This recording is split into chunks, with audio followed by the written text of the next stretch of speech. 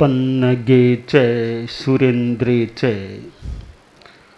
कौशिके पाद संस्पृशि निर्विशेष मनस्काय श्री वीरस्वामिने नमः।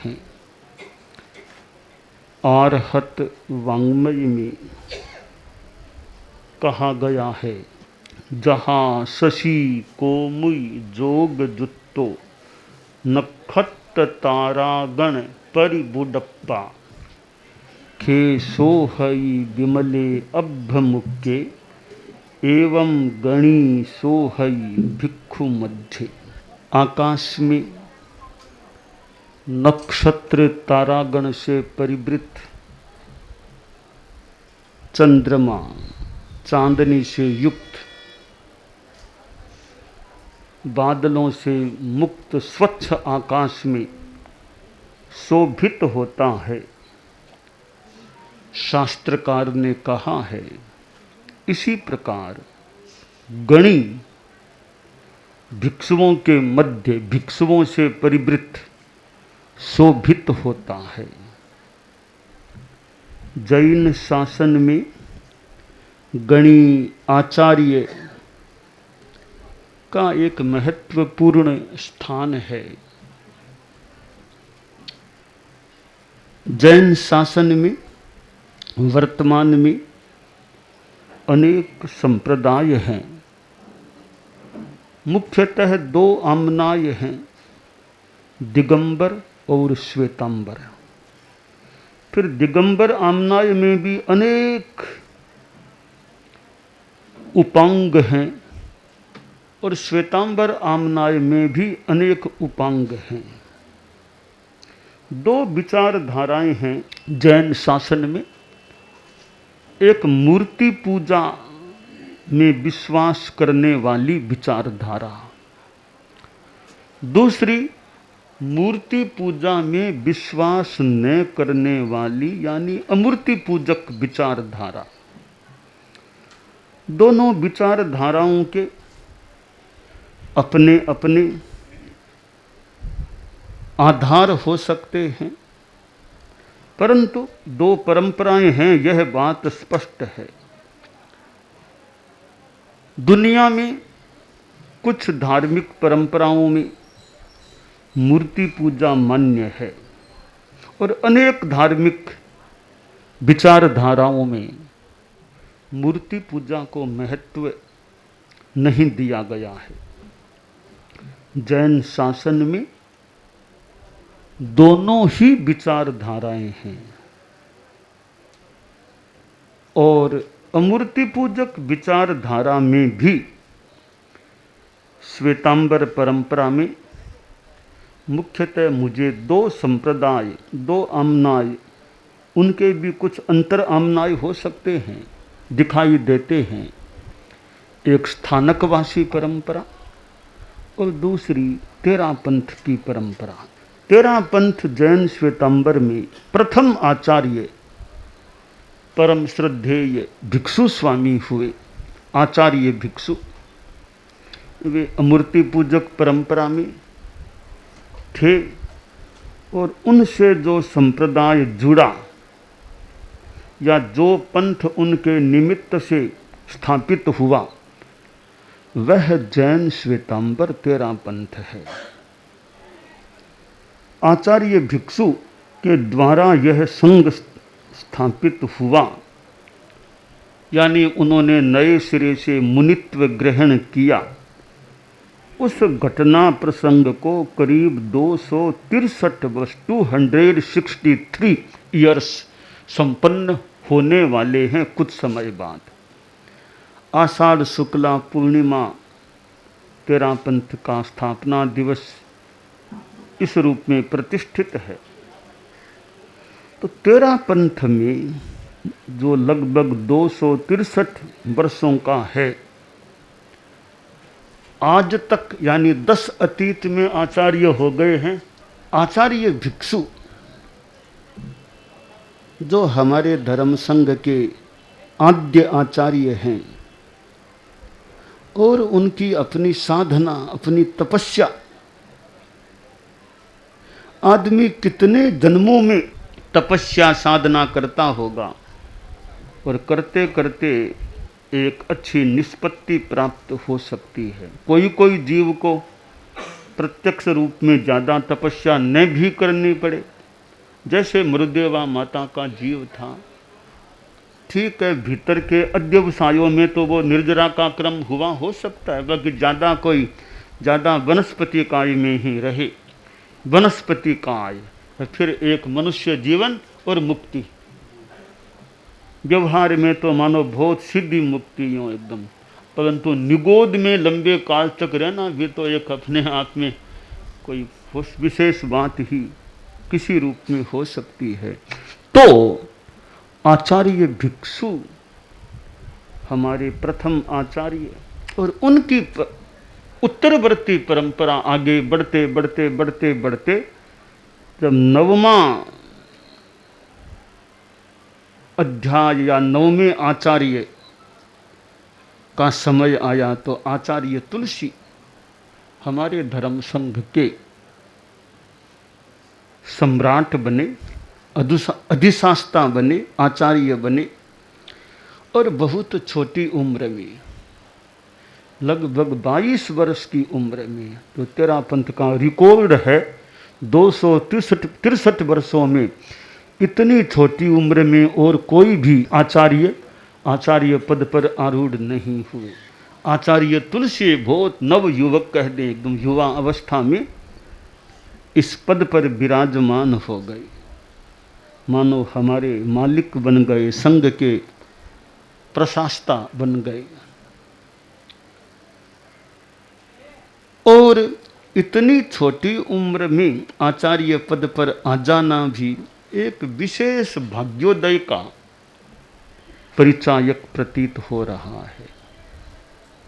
वरना आचार्य पद मिलना कोई सामान्य बात नहीं लगती। तेरा पंथ का आचार्य पद, जहाँ सैकड़ों साधु साध्वियाँ, इतने श्रावक, 2, 4, 5, 7 साधुओं का आचार्य बन जाए तो फिर भी मान ले, पर सैकड़ों साधु साध्वियों का आचार्य बन जाना है, इतनी छोटी उम्र में बन जाना, एक विशेष भाग्योदय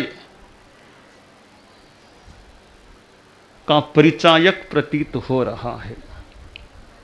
और बने ही नहीं, लगभग 60-61 वर्षों तक आचार्य प्लस गणाधिपति के रूप में विराजमान रहे। पूर्व पुण्य का योग होता है और पहले की कोई तपस्या की हुई होती है तो संभावना है ऐसे पद पर कोई व्यक्ति इस रूप में विराजमान हो सकता है।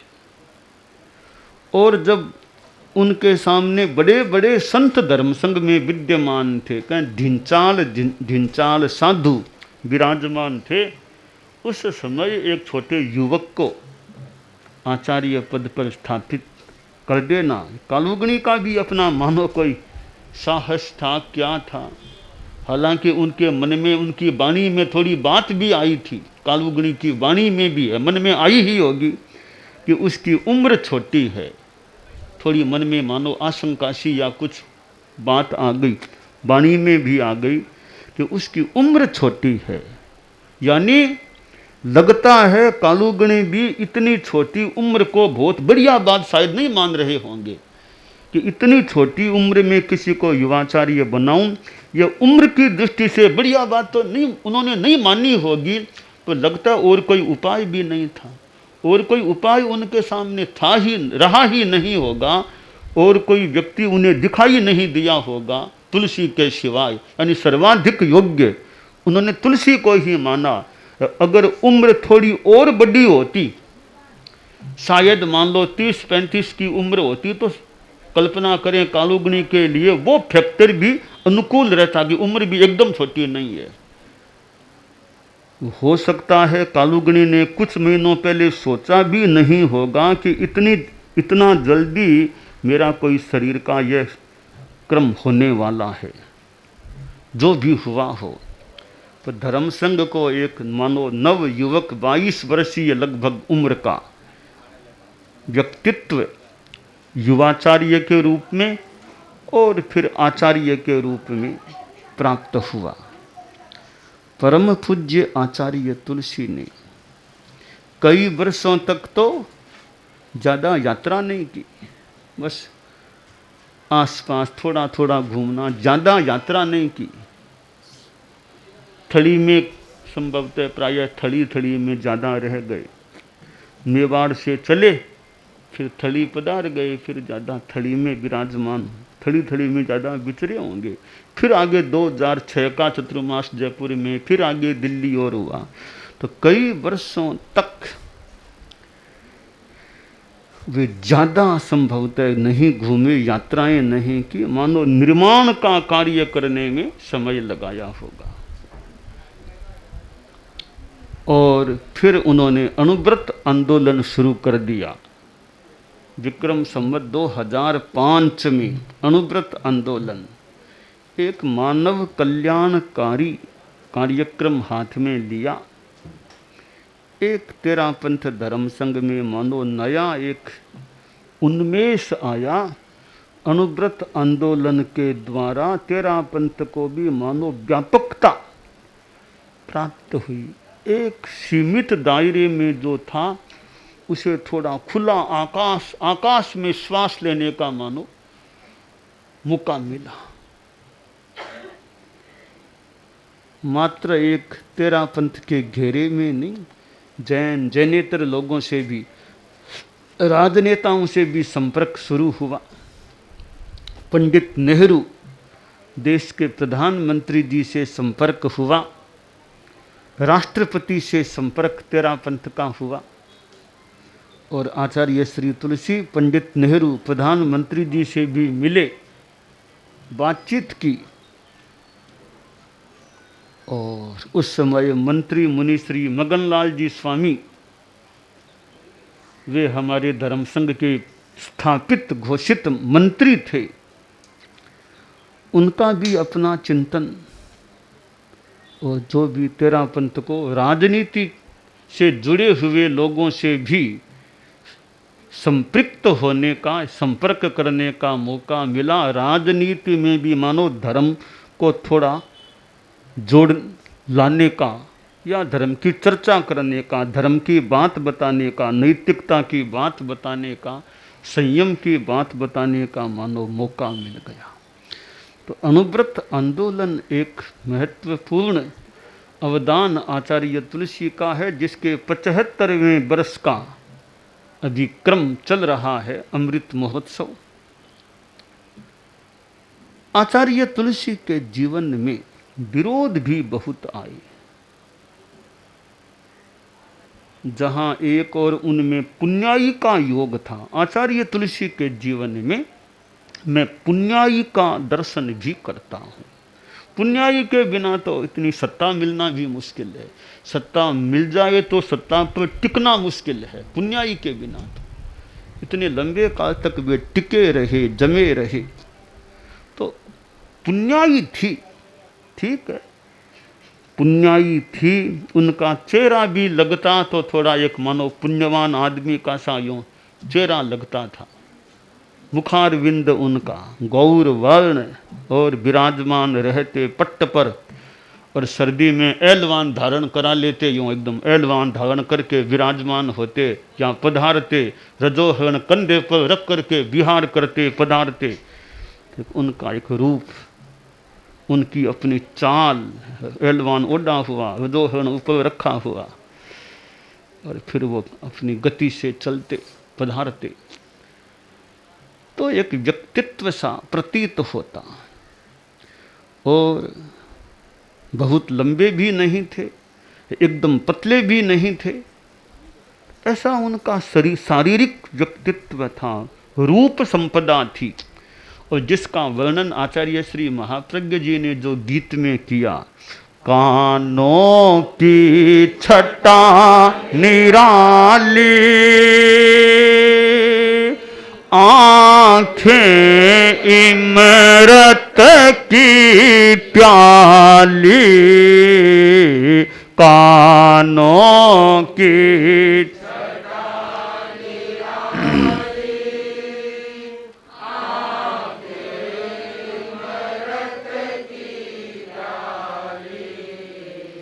किसने सौंदर्य सजाया रे,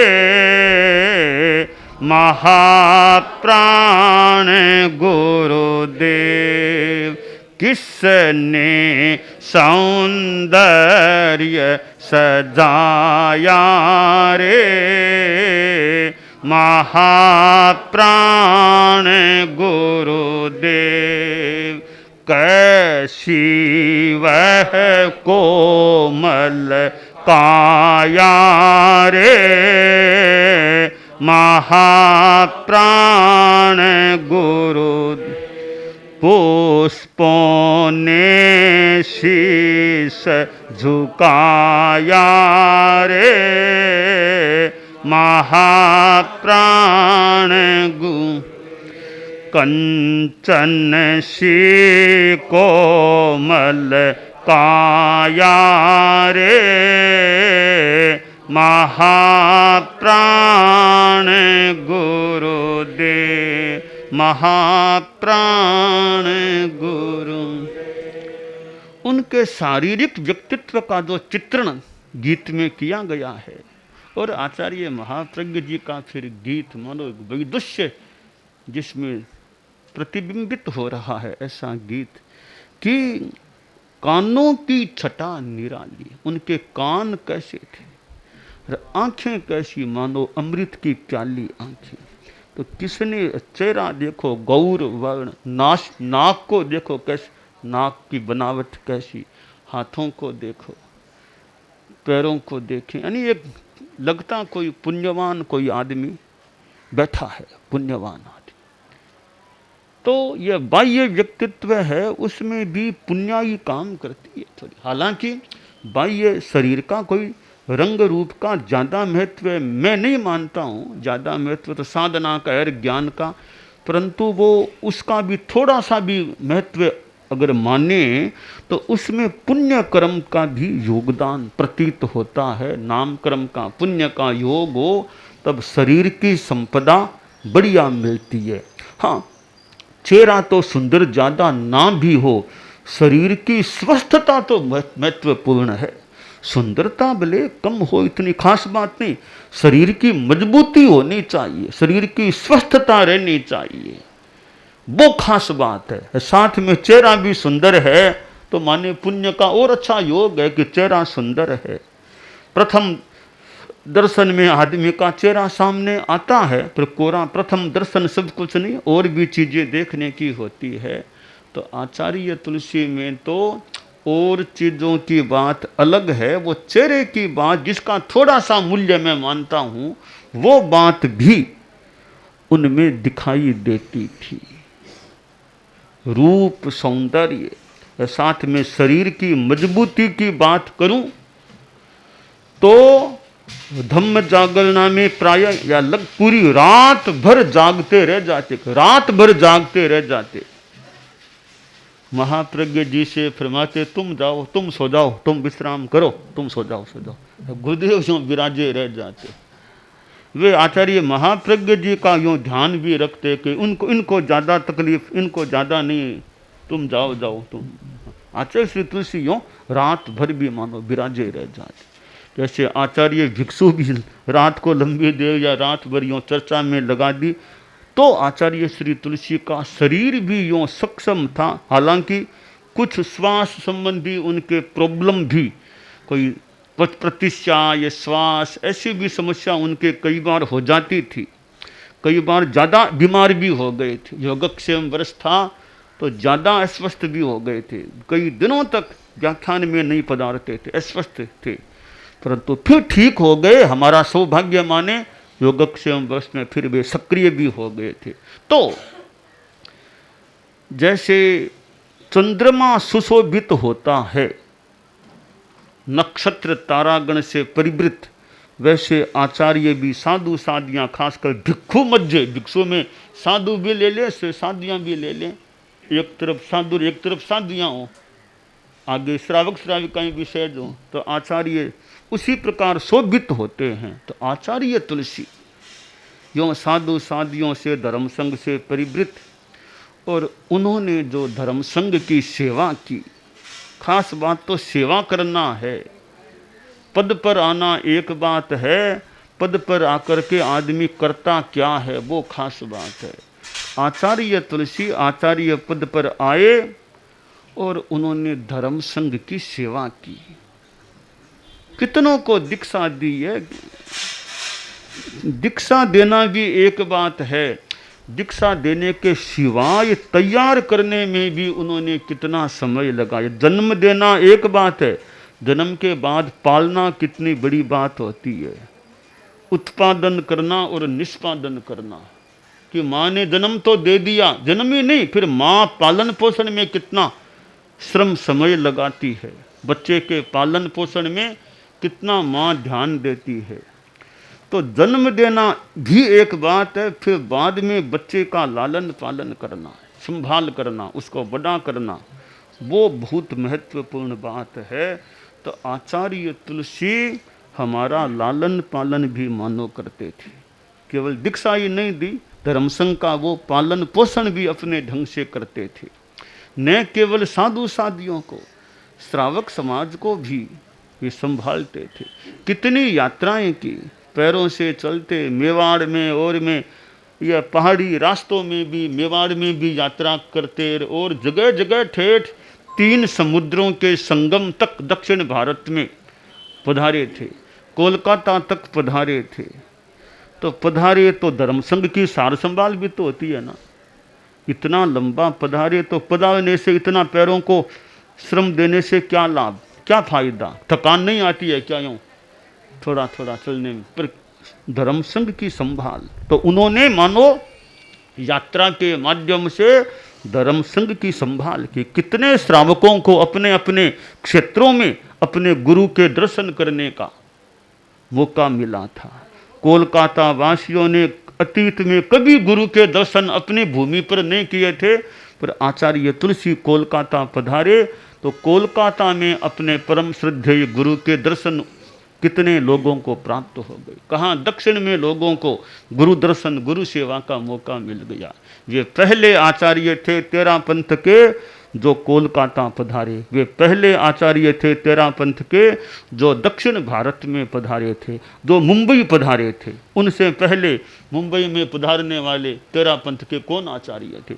सबसे पहले मुंबई पधारने वाले आचार्य तुलसी थे तेरा पंथ के आचार्यों में।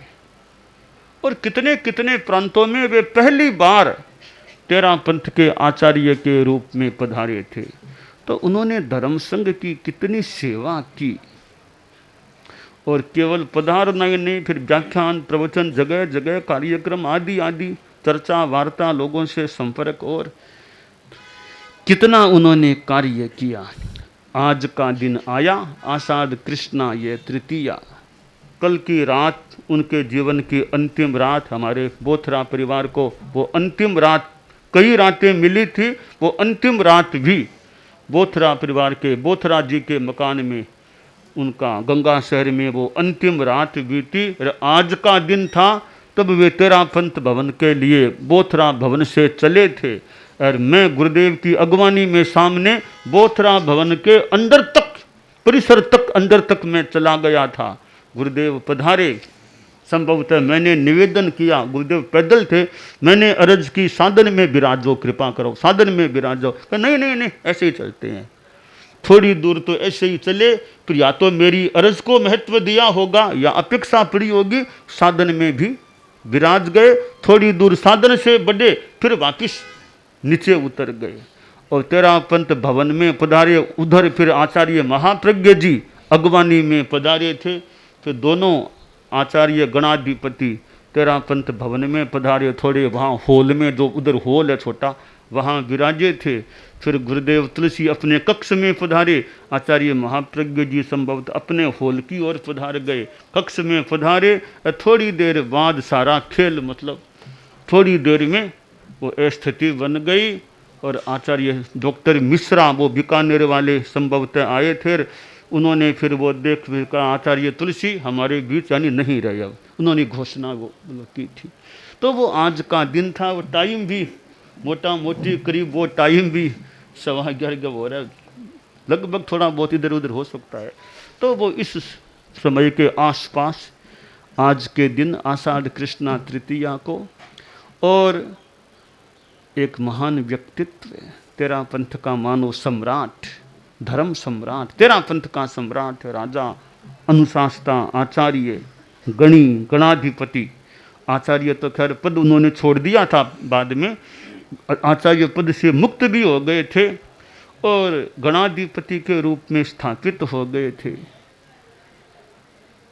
आज के दिन उन्होंने अंतिम श्वास ले लिया था। तो ऐसे एक गुरु जो तेरा पंथ के तो आचार्य थे ही थे, और यूँ जैन शासन के एक विशिष्ट व्यक्तित्व थे। जैनाचार्य में आचार्य तुलसी नाम था, आचार्य तुलसी, न केवल जैन समाज में, बाहर जैन समाज के बाहर भी, देश क्या और विदेश क्या, आचार्य तुलसी, आचार्य तुलसी। विदेशी लोग आते, विदेश में क्या और देश में क्या, आचार्य तुलसी एक नाम था। तो ऐसे महान व्यक्तित्व तेरा पंथ को प्राप्त हुए थे। प्रेक्षा ध्यान जीवन विज्ञान समर्ण श्रेणी उपासक श्रेणी कितने कितने आयाम तेरा पंथ में प्रारब्ध हुए, शुरू हुए। और आचार्य महाप्रज्ञ जी आचार्य तुलसी को उत्तराधिकारी मिले और अपना आचार्य पद भी जीवन काल में ही छोड़ दिया। पहले आचार्य हैं तेरा पंथ के, अब तक के अंतिम आचार्य हैं जिन्होंने जीवन काल में आचार्य पद को भी छोड़ दिया। सांप केंचुली को छोड़ देता है, उन्होंने आचार्य पद को ही छोड़ दिया, सत्ता को भी छोड़ दिया, सत्ता विहीन, कि मैं सत्ता क्या, संत हूं, मैं तो संत हूं, संत तुलसी हूं। जब मन में विराग जाग जाए फिर छोड़ते क्या देर लगती है। तो उन्होंने जिस सत्ता के पीछे आदमी चक्कर लगा सकता है उस सत्ता को भी छोड़ दिया, और यूँ लंबे काल तक सत्ता पर रह भी गए थे, लंबे काल तक विराज भी गए थे। और जब उनको लगा होगा अब सत्ता छोड़ना ही ठीक है, छोड़ दिया। सापेक्ष बात है, सत्ता कहीं छोड़ना कहीं नहीं छोड़ना भी उपयुक्त हो सकता है। तो उन्होंने सत्ता को एक तरह से पद को विसर्जित कर दिया और अपने युवाचार्य को आचार्य के रूप में अभिषिक्त कर दिया। तो एक विलक्षण आचार्य थे जिन्होंने जीवन काल में आचार्य पद को छोड़ दिया। और मेरे जैसे कितने शिष्यों को उनके पास रहने का मौका मिला, कितने कितने संतों को उनके निकट, कितनी कितनी साधियों को उनके साये में फलने फूलने का, आगे बढ़ने का, निर्मित होने का मौका मिला था।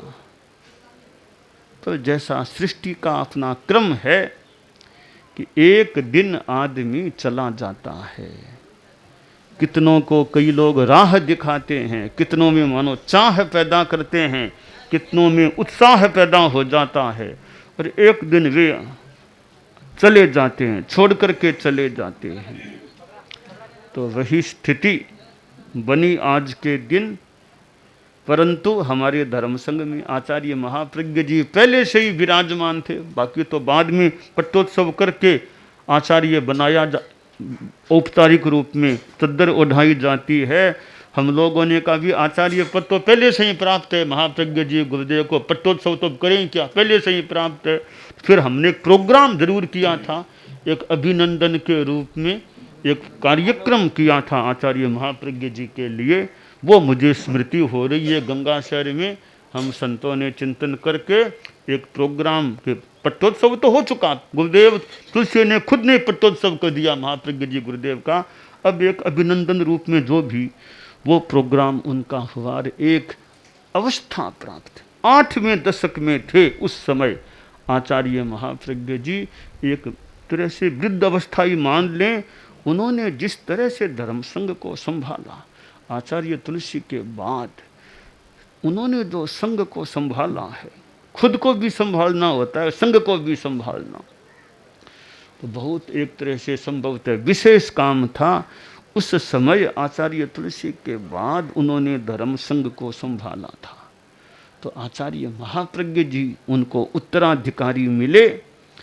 तो आज आचार्य तुलसी की 26वीं वार्षिकी, यह पुण्य तिथि है। गंगाशहर में उनका समाधि स्थल है। आचार्य तुलसी का समाधि स्थल शक्तिपीठ है। पिछली साल तो हम लोग वहीं पर थे आज के दिन, और अब हम महाराष्ट्र में हैं। तो परम पूज्य गुरुदेव तुलसी की आत्मा जैसा भी संभव हो, गुरुदेव ने कहा था मैं ऊपर जाकर भी देखूंगा, तो मैं ऊपर जाकर भी देखूंगा। तो गुरुदेव की कृपा जो भी उचित हो, उनसे पथ दर्शन, दूर से ही कोई प्रेरणा, पथ दर्शन, आध्यात्मिक निर्देशन वो प्राप्त होता रहे। और उनकी जो कृपा रही है हम लोगों पर, उपकार है उनका, जो मेरे पर क्या हम पर ही कह दें, कितनों पर उनका उपकार है। तो ऐसे महान व्यक्तित्व, महान गुरुदेव को बार बार श्रद्धांजलि अर्पित करता।